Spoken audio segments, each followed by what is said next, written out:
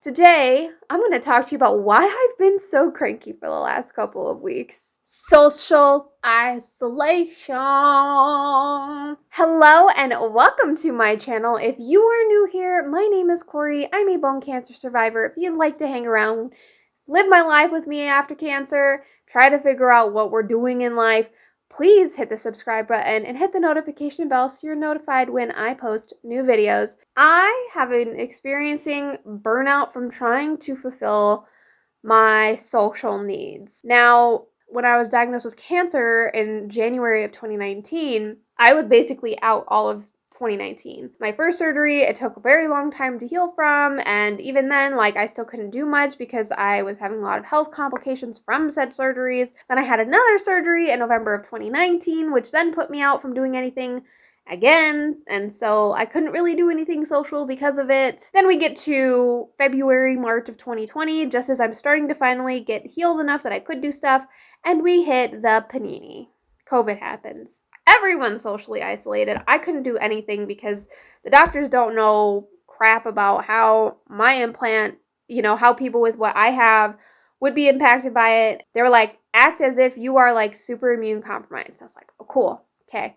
So didn't see anybody, tried to fulfill some of that social need through virtual options, which still didn't really help. I ended up trying to finish my master's program and overloading myself with classes to try to fill in the void during the pandemic, which I did finish, by the way. So basically no social interaction most of 2020. Then at the end of 2020, I moved from my home state to the Midwest to be with my husband and his family. Now, I don't know anybody from the Midwest besides my husband and his family. So I was coming with a completely clean slate, essentially, in terms of having friends and knowing people. My job is work from home. I don't see my coworkers ever because I can't even get really social interaction from work. I don't have that many meetings either. It is so bad that when I start talking, whether it's me getting on a call for the first time for the day and it's been 6 hours of it being relatively quiet in the house, or even me picking up the camera to just talk to you guys, the dogs get excited.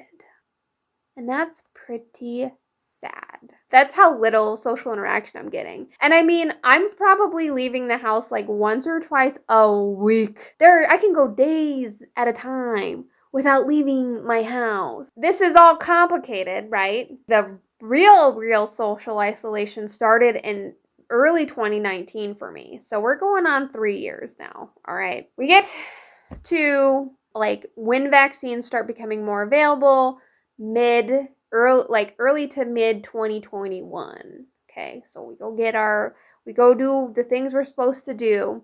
I feel comfortable enough to start trying to be social again. I get on this app called Bumble BFF. A lot of you might know Bumble as a dating app. They have a friend feature where you can try to make friends in your area. I've been trying to use Bumble since then. It's been 1.5 years as of recording this video. It's not really helping. I probably literally had hundreds of messaging conversations with different people at this point. I've probably hung out with 12 people in real life, in person. There are so many reasons why there are issues with the app. Now, I'm not downplaying the app. I'm not trying to talk bad about Bumble BFF. I'm just saying that the people on Bumble BFF are more the problem. Okay, some story time. Let's go through a couple of the situations that happen. You talk for a little while, you do your messaging, okay? Hey, you want to hang out? Ghost. Never talk to you again. I thought this app was for people hanging out. Okay, all right, okay. You finally hang out with somebody. I was like, oh, we should hang out again, towards the end. And they're like, oh yeah, but I'm really busy. I can maybe pencil you in 11 weeks from now. What? Why are you on this app if you're that busy? You don't have time for friends. I don't want to be the little thing you pull out of your pocket when you don't want to be alone and on your Sunday 3 weeks, 11 weeks from now. Then there's also people where you meet up and you just don't have any chemistry. You definitely need some type of chemistry to be friends with people. I'm not saying romantic chemistry. I'm just saying you have to have chemistry with somebody to be friends with them. And occasionally, it's just not there. And that's fine. Cool. We tried. Didn't work. Cool. Or the number of people that are like, oh, like I'm only on here for like virtual friends. I'm like, no, like that. This is so you can meet people in real life. Like, go somewhere else if that's what you want to do. Or, like, people that are just trying to sell you stuff. Like, the number of people trying to sell you their MLM bull crap. Like, there's this weird trend where, like, people are like, oh, yeah, like, I, like, am now an entrepreneur and I'm, like, doing this. And, like, this is how you can live your life. I'm like, okay, we're done. Okay, nope, not buying whatever you're selling. Nope. It's just never ending. I have found a couple of nice people from there, but then one of the last big problems is I'll hang out with somebody and then they'll never follow up ever. Like every time I hang out with them is always initiated by me. It's always one-sided. Put in some effort. Invite me to do stuff. It doesn't mean you have to like go to everything. You can easily say no if there's something that you're not comfortable with, which I've done. Like there's situations where people have invited me to stuff and I'm just like, for one reason or another, I'm like not comfortable doing that, but if you want to hang out and do something else, just let me know. Actually put in effort, people. Put in effort. That's been kind of a bust. And so that's been very frustrating because it's like I'm trying. Like I've been trying to be like, hey, you want to hang out? I'm driving 45 minutes to hang out with people. And it still kind of ends up like that. I did a volunteering thing at the beginning of this year, 2020. I did this. It's like you help tutor for free people who may not have had the right education getting, they didn't, for whatever reason, properly learn certain skills when they were in like elementary, middle school, high school. And so these people are getting help trying to improve their skill sets, whatever they are. And so I was tutoring somebody and I hated it. Like it was virtual. I did not hate this person. I actually really loved the individual I was working with. She was extremely kind. But I just hated tutoring English. Like, it was not my thing. And the thing is, I gave it a 6 full month try. It's not like I got in and I was like, oh, no, I don't like it. I'm done 2 weeks later. No, I did it for 6 months. 6 months. It made me feel worse. It just made me feel anxious because I knew I hated doing it. So I've been trying to find other volunteering opportunities since I quit that opportunity. And that's probably been like 3 or so months by now. And it's been really hard for me to find something that's not physically active because I can't do it because of my disability. Or there's like a lot of for-profit corporations that are looking for volunteers to like do stuff for them. And I'm like, I'm not working for free for a for-profit corporation that's ripping people off. Just not interested. And you're like, well, Corey, there's got to be a million opportunities. I also live out in the countryside in the Midwest. My therapist is like, take a break. Take a break. Take a break. Take a break. Take a break. Take a break. I'm trying to be social. Don't force it. Like, I know you want it, and that's why you've been trying, but, like, you're just winding yourself up into fucking Godzilla. Yeah, I know. I also started this YouTube channel, as a way to not only get my voice out about bone cancer and, like, the reality of living after bone cancer and, like, actually trying to live a fulfilling life with all of the complications that I experience. But I was also getting frustrated because I was sometimes with YouTube because it's like I put in a lot of work. Like it takes a lot of time to think about videos and editing and all those things. I mean, it takes me hours to edit videos. And, it's gotten easier as I've gone on. But if I go for a little dry spell without comments, which I get, I'm a little YouTuber. I'm not that popular. I get it. Like, I might be boring for a lot of people for a lot of reasons. I might be making terrible content. I don't know. I just am a small channel. Like, I can't expect that I'm going to get a lot of feedback. Like, so I started, like, trying to give it in perspective for myself. Like, even channels with, like, 100,000 plus subscribers can sometimes only get, like, 100 comments on a video.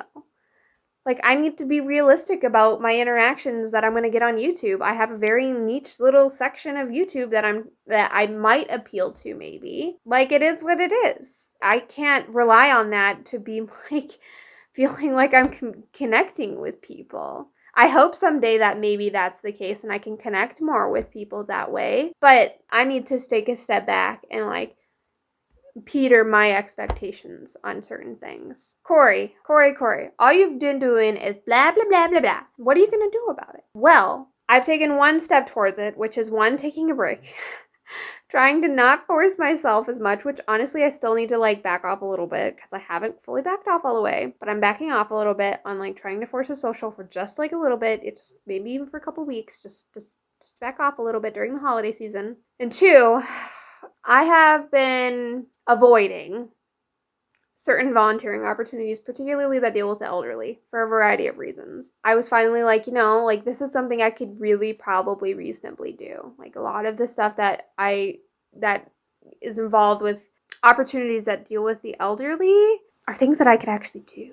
There's an organization that I just put in an application for that's a nonprofit that services one of my local cities. And it basically is a program that does all sorts of things. There's so many different things this program does, but like I get opportunities and choices as to how I can help, from things like making meals for seniors to just being companionship for an hour or two a week, to helping them do their grocery shopping, helping do small little projects in the home, those types of things. So I just submitted an application for that. So that way that forces me to be social with people, and maybe my hope is that I get some regulars and I have people that I'm regularly working with. So that's the second step in the direction that I'm taking. Now, I honestly don't even want to think about right now, like what I'm going to do next year, because I need to take a break from even thinking about it, because it's like just talking about it is making me feel stressed out. And like the Godzilla is coming up. So, social isolation is hard. Like, especially with our digital society, it's become very known that people are feeling very lonely and people are losing social skills. And I will fully admit that my social skills are kind of rusty, and that I was getting nervous just even asking people at, the hardware store where I could find a certain tool or something. And so I've been trying hard to work through some of those things, because we do need, we're social species. Whether we like to admit it or not, we are a social species that needs other people. So I need to figure out what that means for me. I've kind of learned the digital route does not help me very much, that I need to find some kind of physical face-to-face interaction with people, try to do something about it. But right now for me, that means taking a little bit of a break, but I put in that application so that in hopes I can start doing that in the next couple of weeks. If I don't post as much to YouTube, YouTube for me feels like a social outlet. It truly does, because I'm sitting here and I feel like I'm talking to you right now in your room, in your house, wherever you are. I was told not to force myself to film either. And so if I'm not posting as regularly as I have been, that might be why. I might peter back how much I have been. So I might finish Bakemas, I don't know, but I'm just not going to force myself to do something anymore just to do it, just because I feel like that's what I need to do as my social outlet. I hope you're doing well. I really appreciate you for sitting here and watching this video and sitting here and having this conversation with me. It really honestly feels like a conversation to me, and I hope that you have a wonderful rest of your day, and I will see you in the next video. As always, until next time, I hope you take care. Bye!